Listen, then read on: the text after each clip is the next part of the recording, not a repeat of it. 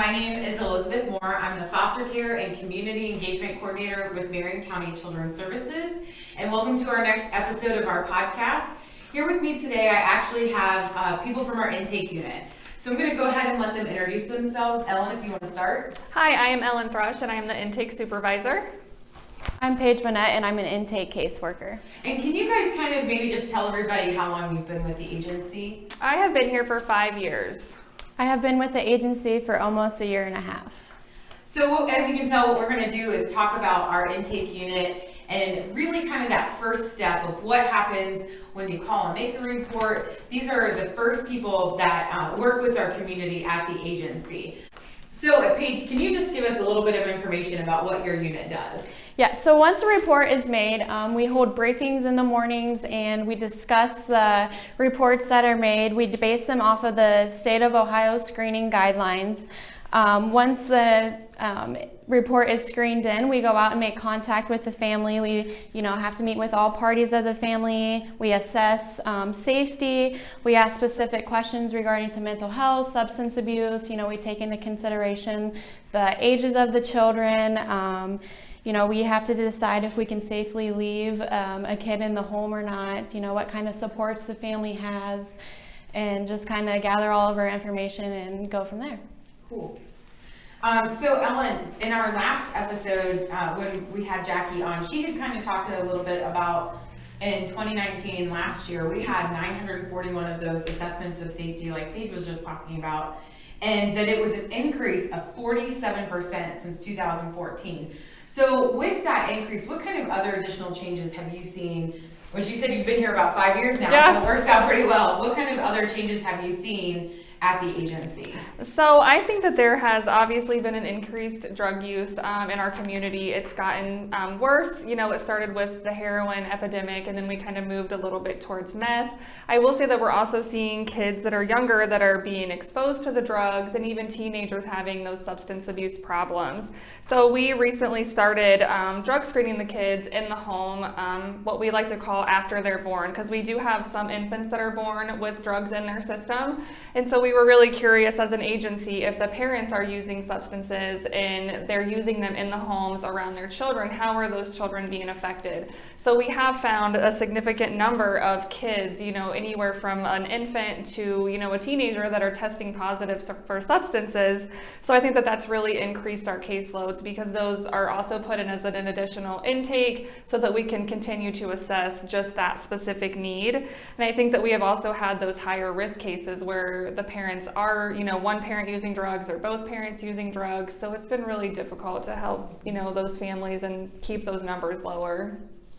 Yeah, that really makes me think a little bit about, when we do our child abuse and neglect training, we've kind of thrown in some of that information now too, where we see some of the drugs that people are using, like you said, they're harder drugs, they're causing higher risk cases, but also some of the exposure is not just because parents are using, around the kids or whatever, but we also, I think, are seeing it because some of those drugs are transdermal. Absolutely. And so, if you want to kind of explain maybe what that is for people. Yeah, so some of the drugs like we've experienced with some forms of heroin or those meth, crack cocaine, I think sometimes the kids are being exposed without the parents even necessarily meaning to or knowing. Mm-hmm. So if they're, using around where a kid is able to touch, like say on a table, and they have those substances on the table, they may use their drugs, not clean up after it, whatever the case may be, and then a child touches that, puts their hands in their mouth. It's being absorbed through their skin,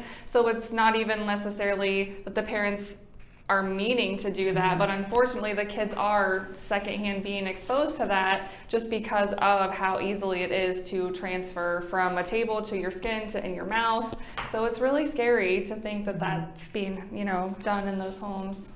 I think, too, with everything that we've already talked about, one really big thing I'd like for the community to know is just when we, even from that first report, get that initial call, what we really need to hear is how does this affect the child's safety? Yes. So as you were talking about with the screening guidelines, we get that call. We don't get to just pick and choose what we do, what we go out on, but we really need to know how is the child's safety affected or their health, what kind of risk does this put them at?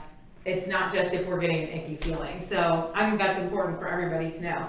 So Paige, kind of along those lines, what is it that would make you, if you're going out to a home, you're assessing safety, you're kind of getting to know the family, what might actually lead you to do a removal? So when we do a removal, that's our last resort. We try, to engage with, family, friends, anyone that the family may know that can help with the children.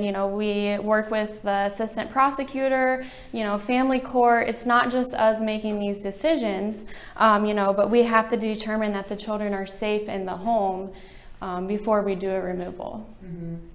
Yeah, so there's a lot to that. Yeah. A lot. So before we get to kind of our last point, I'm going to ask you guys another question that I didn't prepare you for. So I'll give you guys a second to really think about it. But I want you to share with everybody why you decided to go into this field. Was it something you just happened upon? So you can have a second to think about that. The other thing we really wanted to do is just let you know as a community what you can do to be involved or to help support this unit. And just like what we did with Jackie's podcast, we're also laying foundation. This is the groundwork. This is where everything starts. So, Paige had talked a little bit about engaging family, engaging friends, and that would lead us into our placement unit with our kinship people, or to the placement unit with the foster care. And usually, well, not usually, but always, if we're removing a child, then we're going to also go into our ongoing unit. So we're going to go further into everything that we do again at the agency. And again, if you have questions, make sure you give us a call, send me an email, and I'll have my information linked here on the video as well. So the other thing as a community that you can do to be involved is, first and foremost, you can be the eyes and ears for us out in the community. You can be the ones who are letting us know any concerns that you see, if you think a child is at risk. And again, when you're calling, not just to say that we have an icky feeling, which we really do still want to know about that, but if you can really tell us how a child's health is affected, that's really going to be the key that's going to help us know how we can help the family. So that would be probably step number one. And then the other thing is too, we offer a free child abuse and neglect training here at the agency, and that is free to anyone who lives or works in Marion County. But we're also taking that training on the road. So if that's something that you would like for your organization or your business, or a group that you have, then we can certainly work with you. And we offer that training in 3 different frames. So you can either have an 1.5-hour time frame up to 6 hours. And we also have a 3-hour refresher training on that. So lots of options, and that helps you kind of understand those screening guidelines and what we're doing when we're going out to work with a family. So are you guys ready to answer your pop quiz surprise question? How did I know you would do this? I had to. Oh, I think so.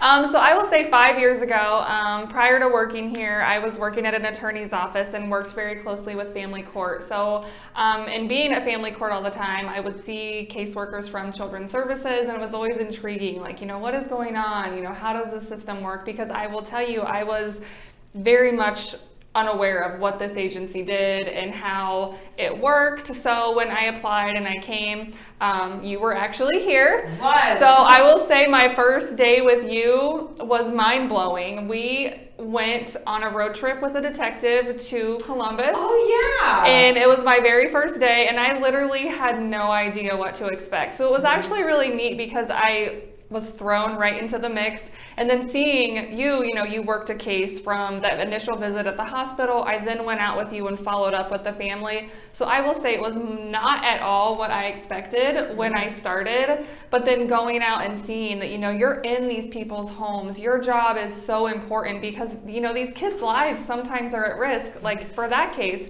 And, it's so important to see the engagement, and that, sometimes we're not always viewed as a positive place, they're not always excited to see us. However, when you really get out there and you engage with them, we want to help. We really want to give you that support. If you're in a bad position or you've made a bad decision, we want to help you pick up those pieces. So I think that just being thrown right into the mix, that's why I've stayed for 5 years. So I am really glad I made the decision I did, because it's such a learning experience and it's different every day. Mm-hmm. So I've really enjoyed it, and That's why, so I kind of blame you for that. All right, I'll take it. All right, Paige, let's see if you can match, the quality of that answer. So, I was right out of high school or college. I, needed a job, and I landed here. And at first, my first day, I went out with Cheyenne, and I was like, oh my gosh, like this is real life. Like I didn't know these type of things really happened or, went on. And it was kind of like, things are different around here every day. It's exciting. I've had families after closing their cases reach out to me and thank me for, being involved in their life and helping them and making those changes. I knew after college I wanted to do something, helping families, making a difference. And, we can't do it in every family, unfortunately, but the families that I can help, it really makes a difference. And, it's makes me happy. Awesome. All right. Well, those are some great answers, and thank you guys for spending time with me. Thank you guys for listening. Again, if you have any questions or anything that you'd like to see us kind of talk about, we are going to go through every unit here at the agency that works with the community, all of our frontline staff, those essential workers who have been out in the field and doing things during all of this pandemic, and they'll continue to be helping people. So we are going to hopefully answer your questions that you have.